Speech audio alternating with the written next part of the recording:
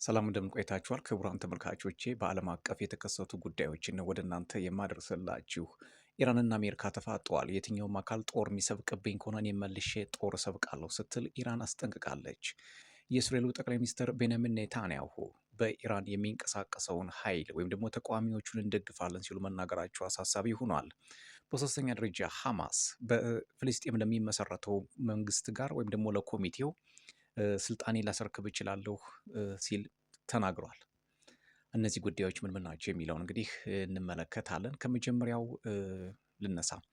እንግዲህ ከሰሞኑ እንደሚታወቀው ነው 2 ሳምንት የሆነው የኢራን ተቃውሞ ወይም ደግሞ ህዝባዊ ነውጥ አብዛኞቹን የኢራን ፖለቲከኞች በጣም እያነጋገረ ይገኛል። የኢራን ፕሬዚዳንት መሱድ ፔዜሽኪያንም የውጭ ጉዳይ ሚኒስትሩም በፓርላማ ላይ አያቶላሁም በግልጽ ተናግረዋለኝ። ይሄ ነገር እስኪረጋጋ ድረስ ኢንተርኔት ሽትዳውን እንደሚሆን በግልጽ ተናግረዋል። ሌላው በተቃራኒ ደግሞ በከፍተኛ ሰልፍ ውስጥ የነበሩት በተለይ ቴህራን፣ ማሸድ እና ኢስፋን በዚህ አካባቢ ከፍተኛ የሆነ የህዝብ ተቃውሞ ነበር። አሁን ይሄኛው ረገብ ብሎ ደግሞ እንደገና መንግስትን የሚደግፍ ሌላ ኃይል ደግሞ ተፈጥሯል።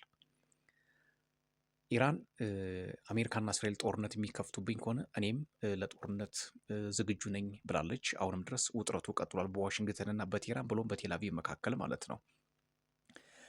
ሌላው ዶናልድ ትራምፕ አንድ ነገር ተናግረዋለኝ። ኢራን ለድርድር በሬ ክፍት ነው እያለች ነው፣ ነገር ግን እሱን እናጤነዋለን ብለዋለኝ።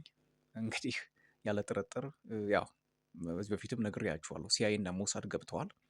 ኢራንን በጣም እየበጠበጡት ነው። እንግዲህ ይህንን አሜሪካና እስራኤል ይህን የኢራንን ፕሮቴስት አሸንፈው ሌላ እነሱ የሚፈልጉትን ባለስልጣን የሚያመጡ ከሆነ ሪሊ ሪሊ ሪሊ ዴር ጂኒስ። ዋሽንግተንና ዌስት ጀሩሳሌም አሜሪካና እስራኤል ልክ አያቶላህን አስወግደው እነሱ የሚፈልጉትን መንግስት ከተከሉና ከተሳካላቸው ምንም ማድረግ አይቻልም። ማመን ብቻ ነው የሚጠበቅብን ማለት ነው። ዶናልድ ትራምፕ ወደ ኢራን ጦር ለመስደድ ወይም ደግሞ ጦር ለመምዘዝ በዝግጅት ላይ ነኝ ብለው በግልጽ ተናግረዋል። አያቶላዎቹ ደግሞ የአሜሪካና የእስራኤል ወይም ደግሞ እነሱ ጠላት የሚሏቸው በውስጥ ፖለቲካችን እየገቡ እየበጠበጡን ነው ብለዋል። አሁን ፍጥጫው ቀጥሏል። በቴህራንና በዋሽንግተን ያለው ፍጥጫ በእጅጉ ከሯል። ኢራን አሁንም ለድርድር ዘንበል እያለች ነው። ንግግሩ እንደሚለው ከሆነ እኛ ጦርነት አንፈልግም፣ በጦርነት የሚመጡብን ከሆነ ግን ከባለፈው ከሰኔ 14 2025 በበለጠ ከባድ የሆነ ያጸፋ መልስ እንሰጣለን እያሉ ነው። በእርግጠኝነት የቴህራን ባለስልጣናት ጦርነት ውስጥ ከገቡ እንደሚሸነፉ ስለሚያውቁት ደላስት ሪዞልታቸውን ይጠቀማሉ። ፕላምቢያቸው ምንድን ነው? ወይዛው መተላለቅ ነው፣ ካልሆነ ደግሞ መሸሽ ነው። የአልአሳድ የጋዳፊ የሳዳም ሁሴን እጣ ፈንታ በደጃቸው እየመጣ ነው። ኢንክሉዲንግ ማዱሮ። የማዱሮ እጣ ፈንታ በቴህራን ፖለቲከኞች እየመጣ ነው። አሁን ዶናልድ ትራምፕ የመጨረሻውን ክንዳቸውን ለማሳየት የአሜሪካን የበላይነት ሀያልነቷ ልዕለ ሀያል መሆኗን ለማሳየት የማይፈነቅሉት ድንጋይ የለም። በእርግጠኝነት ከባድ የሆነ ዘመቻ በኢራን ላይ ያደርጋሉ። በኢራን ላይ ማድረጋቸው የሚቀር አይመስለኝም። አሁን ከፍተኛ የሆነ በተለይ ውስጥ ወደ 500 የሚሆን ሰው በዚህ በ2 ሳምንት ውስጥ በኢራን ሞቷል። ወደ 38 የሚሆኑት የደህንነት አባላት ቆስለዋል። ለነሱ ክብር ይገባቸዋል ብለዋለኝ። አብዛኞቹ ግን ተቃዋሚዎቹን አያቶላዎቹ አልወደዷቸውም። ንጉሱ ይመለስ፣ ሞት ለአያቶላዎቹ የሚል መፈክር እየታየ ነው። ይሄ ቀላል አንድምታ አይመስልም። የኢራን ፖለቲካ ትንሽ ቀድመን መገመት ባንችልም በእርግጠኝነት ግን ጨዋታው ያለቀ ይመስለኛል። ወደ ሁለተኛው መረጃ እሄዳለሁ። ዲሞክራሲ ነው ይዞት የወጣው መረጃ እንደሚያመላክተው እስራኤል ፕራይም ሚኒስትር ኔታንያሁ ኤክስፕረስ ሳፖርት ፎር ኢራኒያን ፕሮቴስተርስ አዝ እስራኤል ኮንቲኒውስ ቱ ስትራይክ ጋዛ ቢር ኢን ማይንድ። በዚህ በኩል ጋዛን እያጠቁ ነው፣ የጋዛን ህፃናት እየገደሉ ነው። በሌላ በኩል ደግሞ ለኢራን ድጋፋቸውን እየሰጡ ነው። ፕራይም ሚኒስትር ቤንያሚን ኔታንያሁ እስራኤል ኢዝ ክሎዝሊ ሞኒተሪንግ ዲቨሎፕመንትስ ኢን ኢራን፣ በኢራን ያለውን እያንዳንዱ እንቅስቃሴ እየተከታተልን ነው። the demonstration for freedom have spread across the country. The people of Israel and the entire world are in awe over the immense courage of Iranian citizens. Israel support their struggle for freedom and strongly condemns the mass killing of innocent civilians. ይሄ ነው በጣም ጥሩ ጨዋታ ነው።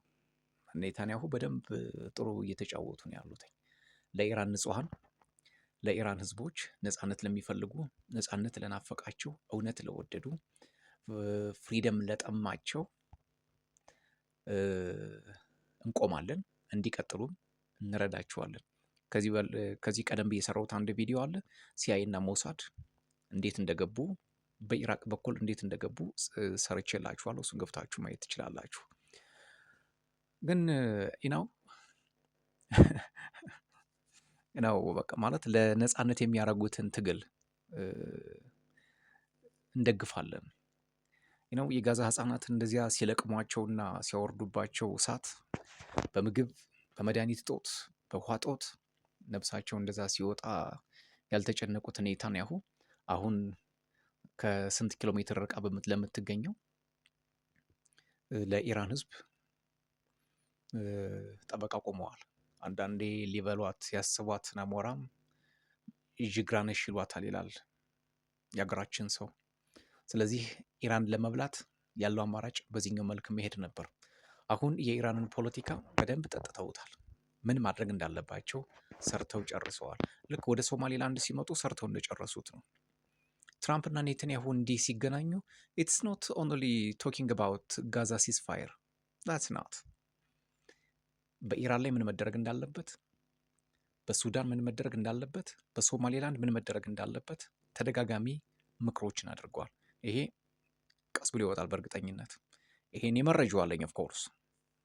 ግን ሲአይኤ፣ ኤፍቢአይ፣ ሞሳድ እነ ዩኬ ዩናይትድ ኪንግደም ምን እንደሚሰሩ ይታወቃል።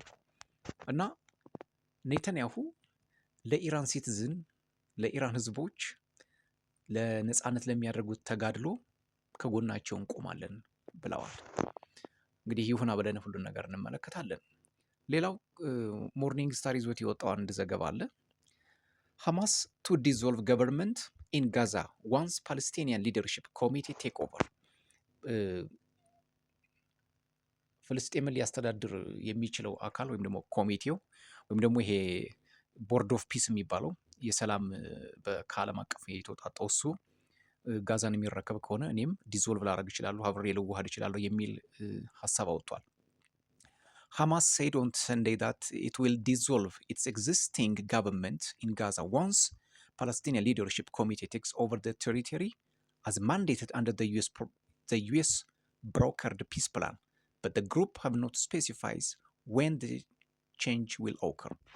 የጊዜ ገደብ እንኳን ባያስቀምጥ አሜሪካ በፈጠረችው የሰላም አማራጭ ወይም ደግሞ የሰላም እቅድ ተገዥ ሆናለሁ፣ ስልጣኔን ማስረክባለሁ እያለ ነው። እንግዲህ ትጥቄን አልፈታም እያለ ሲፎክር የነበረው ሐማስ ወደ መጨረሻዎቹ ወደ መስማማቱ እየመጣ ነው። ምናልባት ለፍልስጤማውያንና ለጋዛ ህጻናት ትርፍ የሚሆንላቸው ከሆነና እረፍት የሚሰጣቸው ከሆነ በእኔ በኩል ሐማስ ቢሸነፍ ምንም እንትን የለብኝም። ምክንያቱም ኦልሞስት 71 ሺህ የሚሆኑ የጋዛ ሰዎች ህይወታቸው አልፏል። የቆሰለው፣ የሞተው፣ የተሰደደው ምን ያክል እንደሆነ ሁላችንም የምናውቀው ነው። እንግዲህ ለዛሬ የነበረኝ መረጃ ይህን ይመስል ነበር። ሰብስክራይብ፣ ላይክ፣ ሼር፣ ኮሜንት እያደረጋችሁ ቤተሰብ ሁኑ። ሰላም።